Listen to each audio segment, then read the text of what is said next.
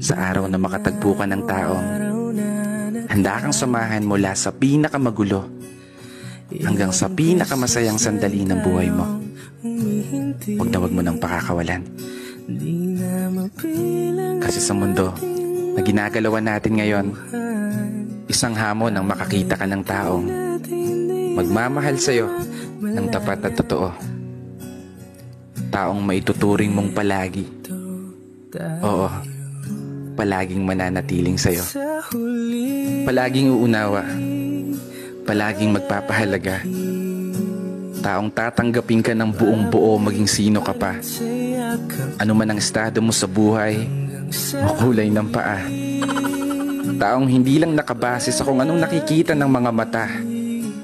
Taong bigla na lang magliligalig nang hindi mo alam ang dahilan. Ay, mali pala. Taong makakasama mong mangarap at abutin ito ng sabay. Taong aalalay lalo sa mga panahong tatakot kang tumulay. Takot kang sumugal. Takot kang humakbang. Pinanghihinaan ng loob sa pagkakataong hindi umuugnay ang mga plano at gusto sa pag-ikot ng mundo.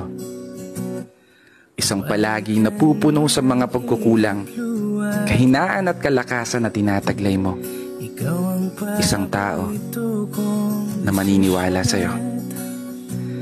Isang tao na palaging magpapaalala na kaya mo, na magagawa mo abutin ng tagumpay. Kaya ikaw, sana matagpuan mo na yung palagi mo. Kasi yung sa akin, natagpuan ko na. Maligalig nga lang.